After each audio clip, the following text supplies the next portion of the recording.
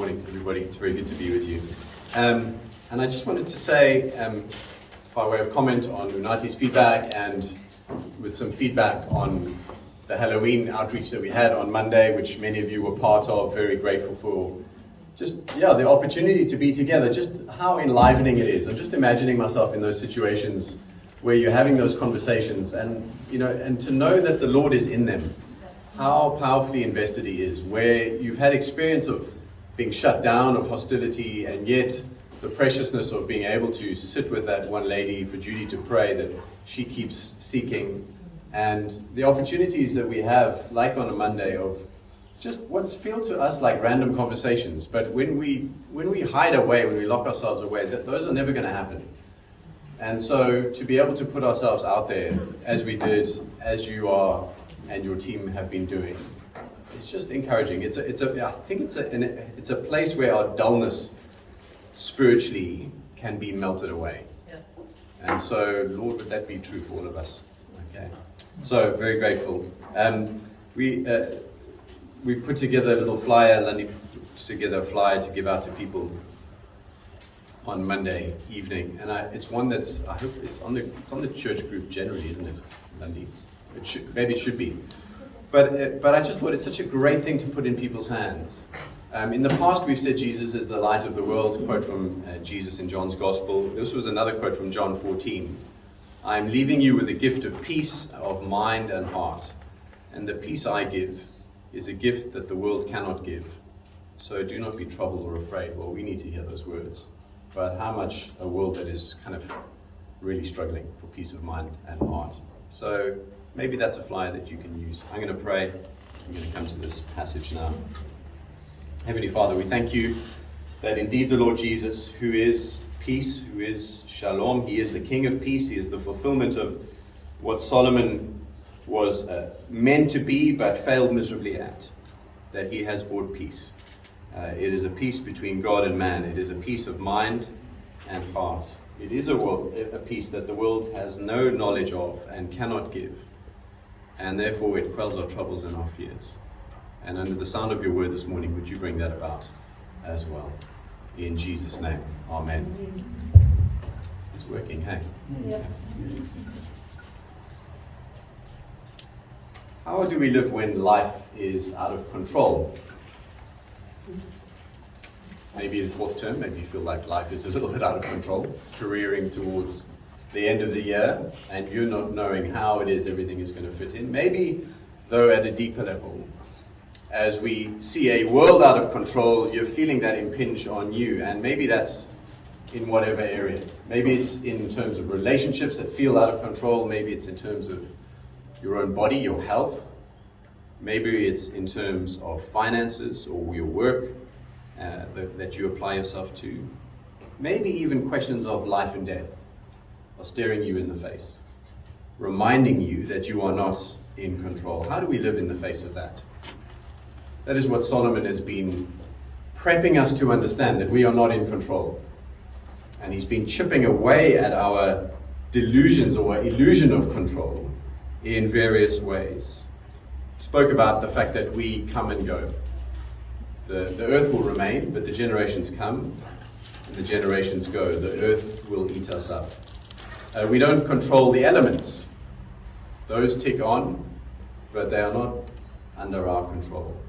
We cannot secure for ourselves gain. Though we apply ourselves to all of the different ways, though we try all sorts of things and we try very hard, we can't secure gain. And whilst there is a time for everything, there is a time to be born and there is a time to die, we don't decide what happens at what time. And we cannot stop it from ending badly. And so he's been taking us to that point of realization that we are not in control of our lives. Well, how, given that, do we then live successfully?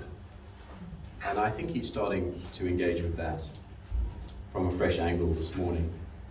Firstly, let death be your great wisdom teacher. Half a nod to our octopus teacher, but I don't mean to be flippant about it. Let death be your great wisdom teacher. Death is the great signal that we're not in control of our lives. That's kind of been dropped in time and time again. And yet he's about to show us it actually holds the key to living successfully. And again, these are proverbs. You get that kind of comparison type language, the language of better, better, better, better. Sort of saying, well, here's one way, but here's a better way. It's kind of proverbial type language, which we would come to expect from Solomon. He's comparing and contrasting and saying, this is one way, but this is a preferable way. And he starts verse 1 like you might expect from a proverb. A good name is better than precious ointment. And we all think in response to that, yeah, for sure. It's way more important to have a good name, to be a person of good character, than to smell nice or to look good. The deep stuff is more important than the superficial. Tick. We're okay with that. But then the proverb takes a rather morbid turn that you might not expect. I guess except that we're in Ecclesiastes, so we're starting to expect that. And better the day of death than the day of birth. It jars, doesn't it? He's comparing the happiest of places with the saddest of places. Better the mortuary than the maternity ward. Verse 2, it is better to go to the house of mourning than to go to the house of feasting. I was at a funeral on Wednesday afternoon. Wonderful things were said about Leslie. A theme that came up in the words that were shared about her was the lovely atmosphere that there was around their dinner table. A warm conversation, people being embraced and welcomed, having a sense of belonging, and then her signature dish, her beef Wellington, was apparently next level. Imagine the preacher had got up after those eulogies and said verse 2.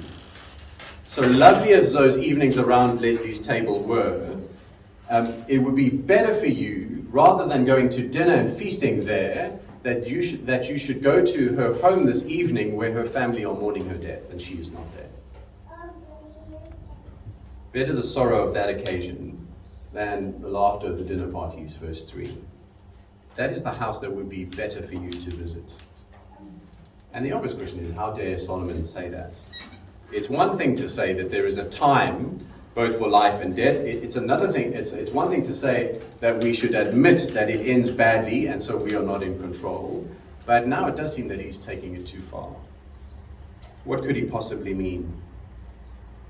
And I think the answer is in the form of a contrast that he inserts in verse 4. The heart of the wise is in the house of mourning, but the heart of fools is in the house of mirth. And the benefit of being in the house of mourning, he says, is because it brings you wisdom. Wisdom that will help you to live competently in the real world. And so he's not glorifying death, he's not minimizing it. Death and grief are products of the fall and the sin of man.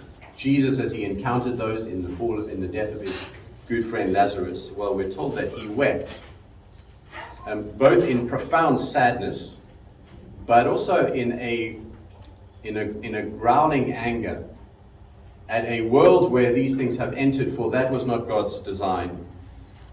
It was not as he created the world. And so in some ways, the whole book of Ecclesiastes, if you stop back and look at it from one perspective, it is Solomon engaging with the fallenness of the world, with the frustration of life due to the fallenness of the world and of the people in it.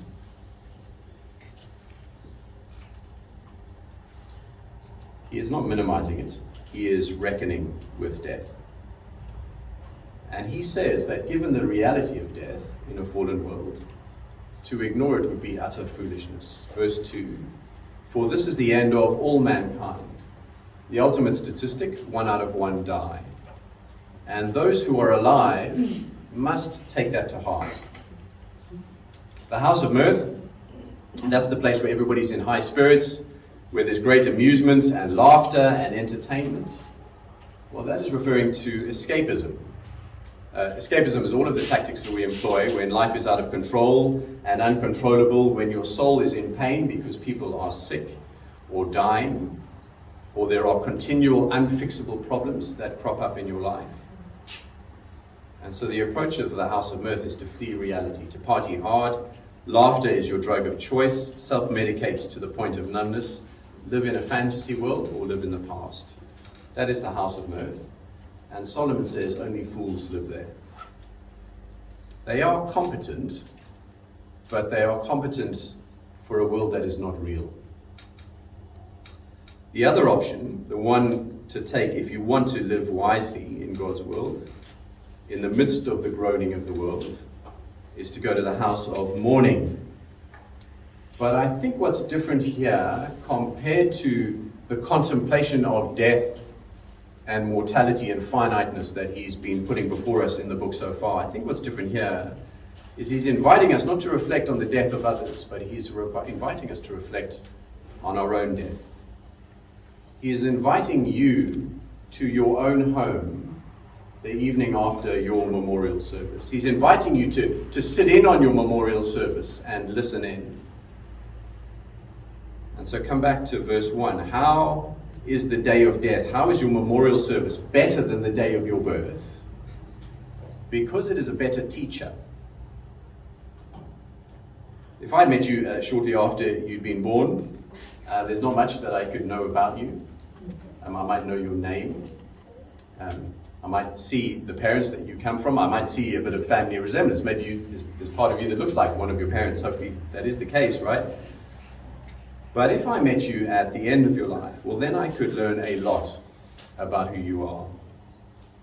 That's why I counted a privilege. For a while I was thinking, am I being a little bit morbid? But I counted a privilege to attend somebody's funeral or to participate in the funeral, even if it is somebody that I haven't met personally. Because regarding their life in retrospect, it tells you so much about who they are, who they were. It gives you amazing insight. The traits that people speak of, the anecdotes, the different stories that come from different parts of their lives, people who might not have even met each other, but you see the common threads coming through from the people who knew them, the people who saw them at their best and at their worst. The trajectory of your life, what it is that they were living for. And so Solomon is inviting you to your own memorial service. He's inviting you to stand by your grave. And he's asking you what it is that is going to be said about you. Will it be about the ointment, verse 1, the superficial stuff? Or will it be about the deep stuff? Will it be about your name? And will it be a good name? And here's, I think, how that is the source of wisdom.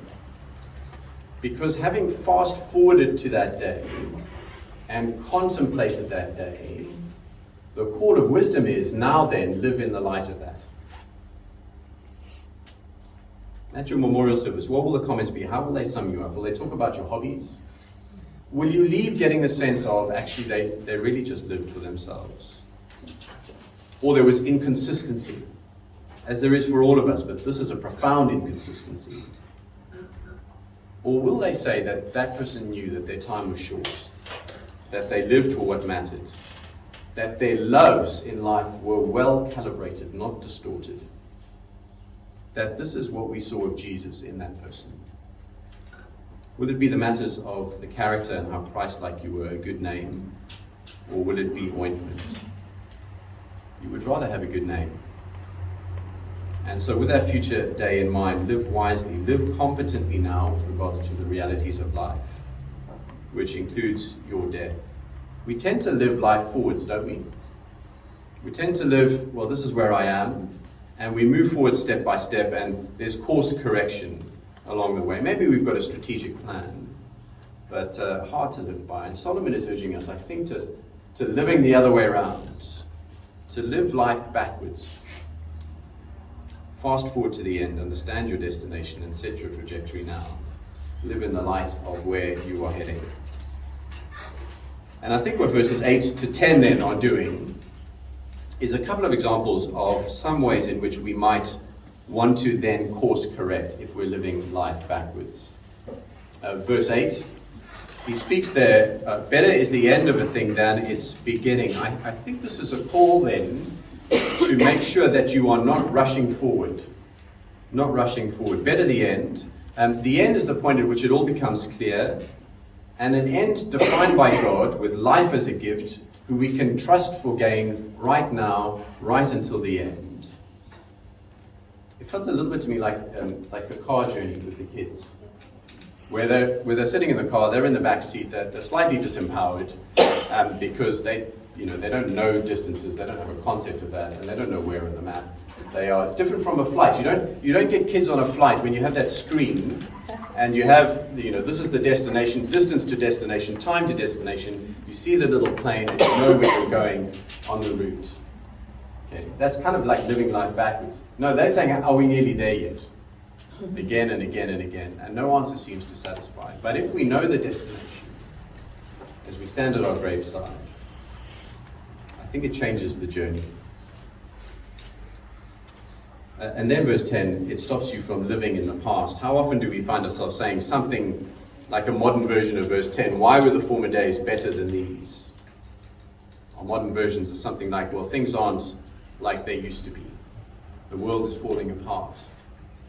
Gosh, look at how our children have it. Back in the day, life was much more simple and easy. And Solomon says, when we live according to nostalgia, that's what that is. We're not being wise either. Maybe the past was better than now, but God is no less present now than he was then. And when we say, look at how bad it has got, are we effectively saying God is no longer in control of how things are? That things have somehow gone off plan for God, and that ultimately we can't trust him to not ditch us. We're not being wise living in the past because we're forgetting about God. And actually both of those two things, the impatience and the nostalgia, wishing things were different from what they are, either by trying to push the fast forward button or the rewind button, or the anger that comes when you can't make things like you want them to be, they stop us from really grappling with life in the present and looking to the future in faith. C.S. Lewis, in one of the commentaries I read, the author was digesting something that Lewis had come up with, a meditation on the idea of nostalgia, and so I'll try to paraphrase some of what was said. Lewis urges people towards a mature nostalgia.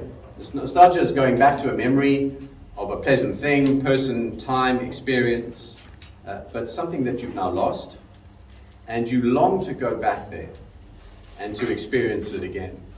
It's an intense feeling. Sometimes it is a very painful, intense feeling. And a childish or immature longing, says Lewis, is thinking that what we are longing for is actually what we are longing for. That if I went back to that place, I'd experience that same feeling again, as intense as I now remember it, and it will last. And so he quotes Lewis, the books or the music in which we thought the beauty was located will betray us if we trust to them.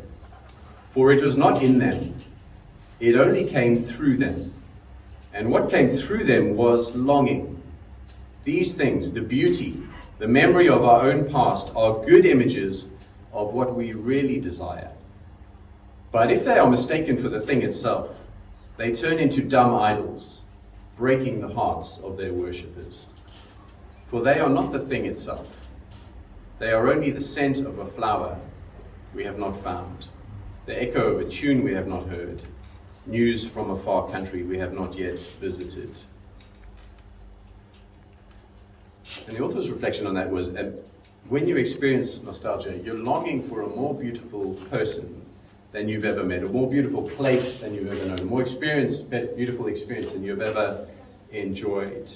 You think you're longing for the past. In fact, you are longing for the future. And God is giving you a glimpse of what lies ahead in that most profound moment, a small pinprick of light. It is your sense of home. That is the final longing. And so if God has placed eternity in our hearts, we saw that back in chapter 3, we're built for a home that we cannot yet see. Well, then live in the light of that. All of that to say is wisdom is extremely valuable. Verse 11, wisdom is good with an inheritance, an advantage to those who see the sun. I don't think I'm distorting the interpretation of that verse to say, and it's an advantage to those who see the Son. It's an advantage to those who are still alive to live under the Son. It's like an inheritance, but the striking thing about this inheritance is that it is an inheritance that you give to yourself. It's one that you inherit. It's a gift from your future dead self. If you're willing to stand by your graveside, to contemplate these things, set your trajectory of your life now according to that, it is a gift that your future dead self has given to you now in the present.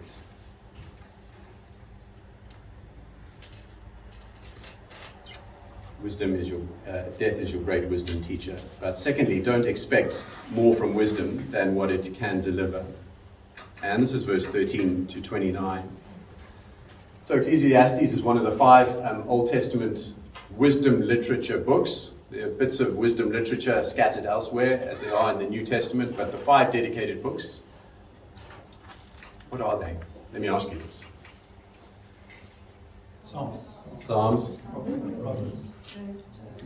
Job. Song of Songs. And Ecclesiastes. And wisdom literature, as you would anticipate, they would have lots of things in common. One of the things that they have in common is the idea that pursuing wisdom is a good thing. So Proverbs chapter 4, verse 7, for example, the beginning of wisdom is this: get wisdom, and whatever you get insight. Prize her highly, and she will exalt you. She will honor you if you embrace her. But something that Ecclesiastes adds, and I think you get it in Job as well, is not to overestimate wisdom.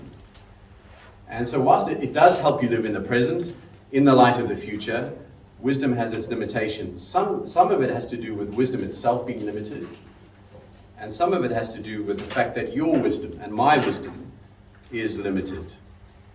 And in both cases, the wise person will humbly admit that.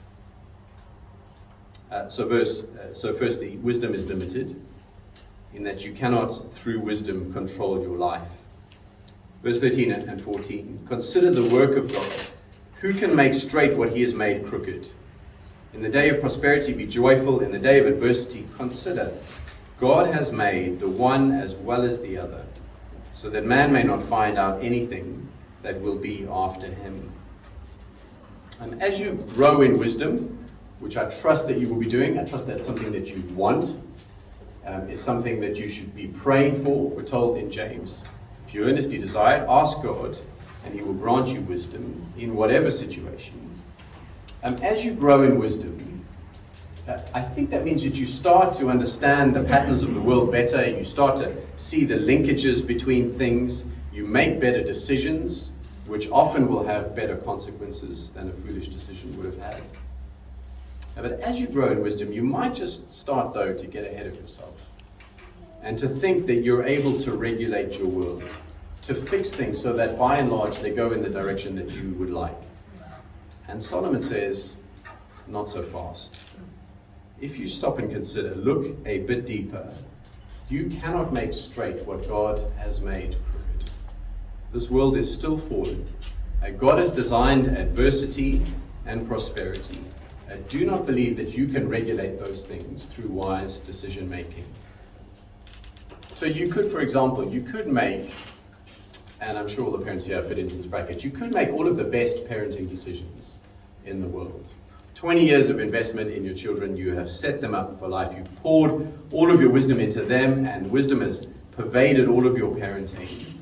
And then the cancer or the car accident takes your child before they've really stepped into the life that you've prepared them for. Or they make choices that turn them in a completely different direction. Or you see the opposite examples where you just think, like, this person with their upbringing on paper should have been a train wreck, and yet their life took a different direction, a much wiser path. You see, wise as you might be, there is much that you will not be able to make sense of. Verse 15, in my vain life I have seen everything.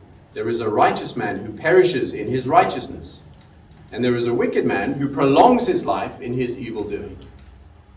There is no straight line between righteousness and prosperity, between wisdom and good outcomes. And so the conclusion is, don't overrate wisdom. Because if you do, the temptation is to become self-reliant. I can make the decisions that will make my life work. And the obvious two problems to that are, firstly, that real life will leave you frustrated. It will not work out that way. And more problematically, is that you in the process will have taken your eyes off of God. The one who fears God is the one who puts him at the center. That is what we are called to do. Let us not distort wisdom. Distortion is living in the light of who God is, living in the face of God, not to take control of lives ourselves. Verse 16, be not overly righteous. I think that's what this confounded me for a bit. Don't be overly righteous and don't make yourself too wise. Don't overestimate the power of wisdom. Be not overly wicked and don't be a fool. You don't want to be a fool either. And so what then do you do? Verse 18, it is good that you should take hold of this, and from that withhold not your hand, for the one who fears God shall come out of both of them. Excessive reliance on wisdom and chasing down the path of foolishness. And then our wisdom is limited as well. It will elude us. And so even if you were fully wise, you can't control life. But you yourself and I myself will never become fully wise. And so the language of verse 23 onwards especially is the language of a quest for wisdom that Solomon is on. Verse 25, I turn my heart to know, to search out, and to seek wisdom and the scheme of things. The language of finding or having found, or not finding, is there 7 times in the next 4 verses. Searching, seeking, trying to find wisdom and the scheme of things. Well, what is that language? What is the scheme of things? The scheme of things, I think, is what you need to account for everything that goes on in life. You understand the scheme of things. You're able to completely make sense of life.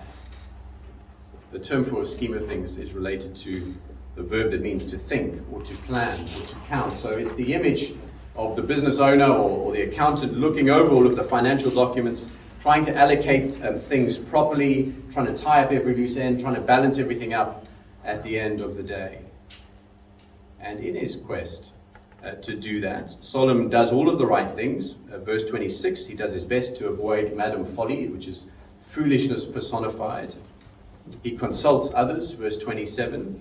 He's adding one thing to another to find the scheme of things. He's standing on the shoulders of those who have gone before, building on their knowledge to grow his own. He's not arrogant. He's thinking, he's planning, he's counting. And yet, kind of like my own experience with accounting, he never quite is able to make things balance up. It is impossible to find the wisdom to fully make sense of in order to control this life. Verse 27 in the Message translation I like. I, the quester, have pieced together these experiences as I've tried to make sense of life, but the wisdom I've looked for I haven't found. I think he's being honest about his limitations to find wisdom. And I think he's speaking as a believing person. Yeah. Even with God's revelation, God's people will lack the wisdom to fully grasp the scheme of things, to lock down and control life. And the clue he gives us as to why that is the reality is in verse 23, where he says, no one is righteous.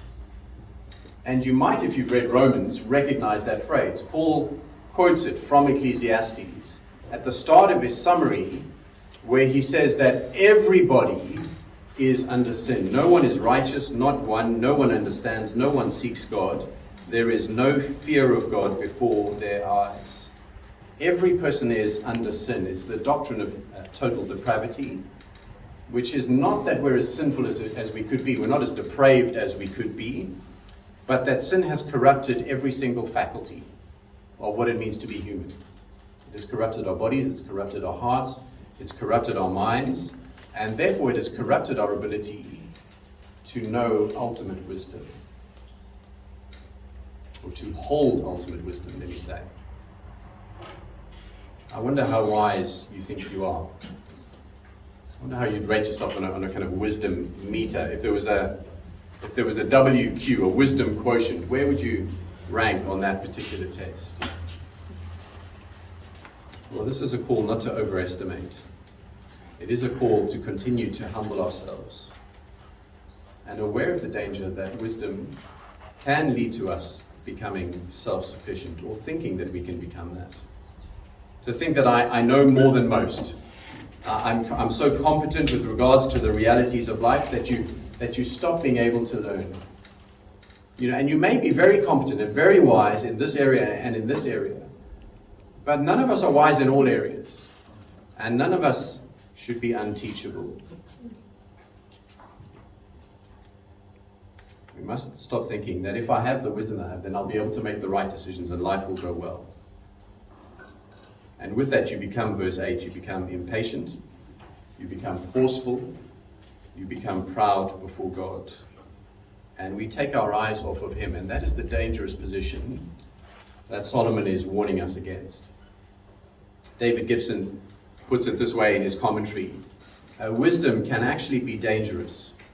A little wisdom can go a long way, or a little wisdom can be enough to hang yourself with if you forget that the world is twisted by sin and that every heart, including your own, is affected. And so we cannot fully explain everything. Here's my pet theory. I might be wrong on this. It's always dangerous trying to interpret song lyrics. But here's my pet theory behind what is going on in U2 and Bono's song. I still haven't found what I'm looking for. I'll not sing a few bars to initiate you. That won't help you recognize the song. It may even make you think that you don't know the song, given the title. But The Edge, in one of the videos, they went and sang it with a gospel choir in Harlem. And he said this is a gospel song. It's a gospel song in terms of how it's constructed musically. It's also a gospel song in terms of what it is reflecting on. And it is, I think, the quest for meaning and for transcendence, for understanding the scheme of things. And Bono sings, I still haven't found what I'm looking for. I've climbed highest mountains, I've run through the fields, only to be with you. And typically of these songs, you can read these things at different levels. Is it a love song or is it something more profound? I've run, I've crawled, I've scaled these city walls only to be with you, but I still haven't found what I'm looking for. We haven't found what we're looking for. We haven't found the wisdom to find what we're looking for. And it's interesting that Bono is also writing of the believer's experience in the song. He says, you broke the bonds. He's speaking of Jesus here. You broke the bonds. You loosed the chains. You carried the cross of my shame. You know I believe it. I believe in the kingdom come where all the colors bleed into one. But yes, I am still running.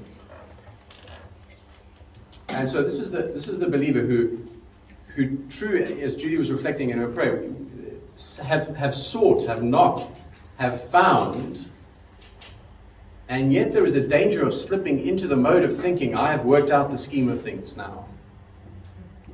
And thinking that we have that which actually must still remain elusive in this lifetime. That God, because He is frustrated, that He is ultimately in control, does not want us to get to the point of thinking that we are in control. For that would be terminal for us. Wisdom will never give you the kind of control over your life now and your future destiny that we would all love to be able to lock down. It can help you in the scenario in verse 21. When you overhear somebody saying something about you that you didn't want to hear, it can help you deal wisely with that situation.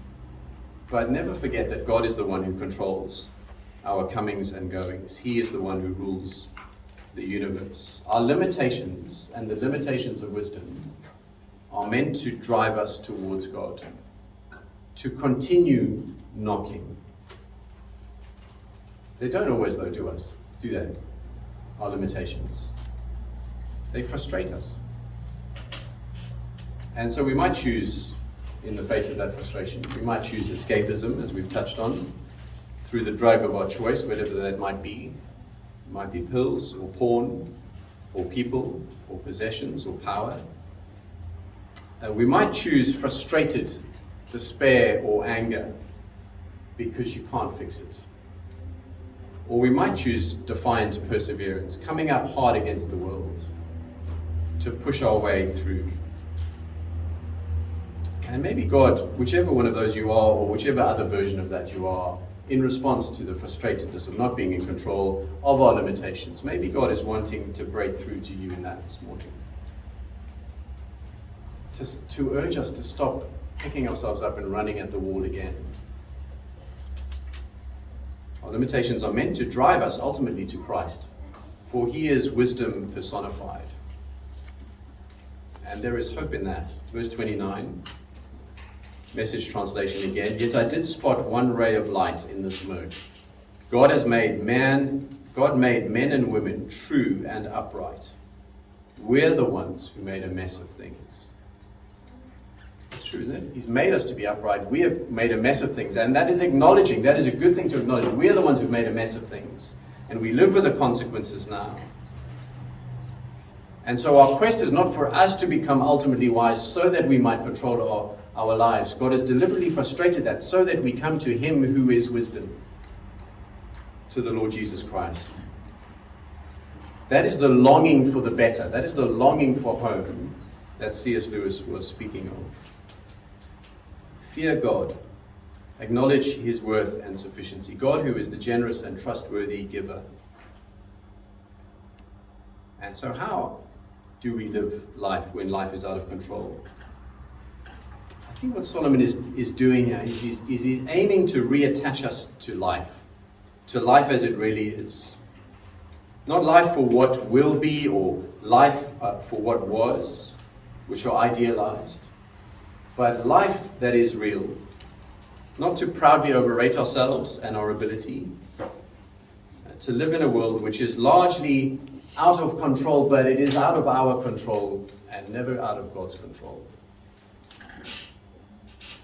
And so can I come back, as I finish, to that idea of death being our teacher? You might say, as you contemplate death and how it impinges on you personally right now, you might say, but you don't know what that topic of death raises for me. And I don't.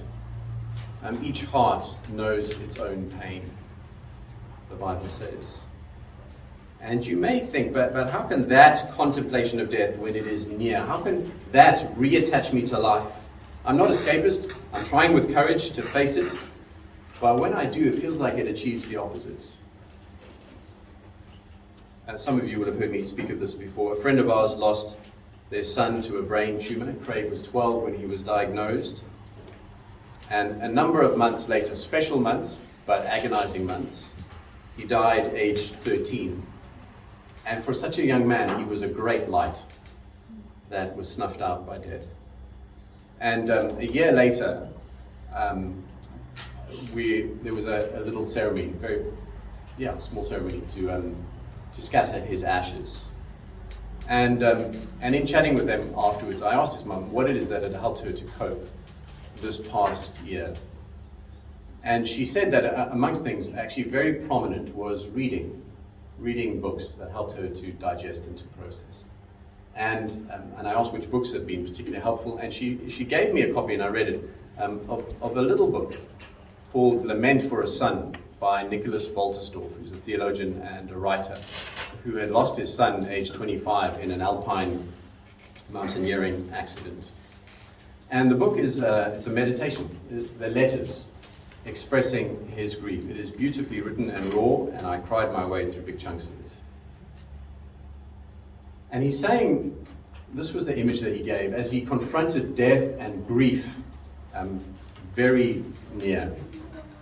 He said he described the effect that it had on him as being like being placed on a bench, being sat on a bench, forced to sit down on a bench. Maybe it's in a park setting, and it's a busy park, there's a path going just in front of the bench, and everybody is going about their business, scurrying about, going on, smiles on their faces. And he feels removed. He's stuck on the bench. He can't access that anymore. And he thinks to himself, how is it that people can carry on in the way that they do? Either they don't know about this thing, death. They've not experienced it. Or they do know about it, but they're pretending that it is not as horrific as it is. And so I cannot relate to them. I cannot join in with that world again. It has separated me from life. And Kohelet would say, actually, you have started to understand life much more fully. Real life as it is. And yet not to be stuck on the bench. Because the process that he gets to, the thing that helps him to move on in life is not the idea of get over it, get up and get going. Pull yourself together. It is in the process of having that image in his mind, realizing that sat on the morning bench next to him is the God of the universe. The God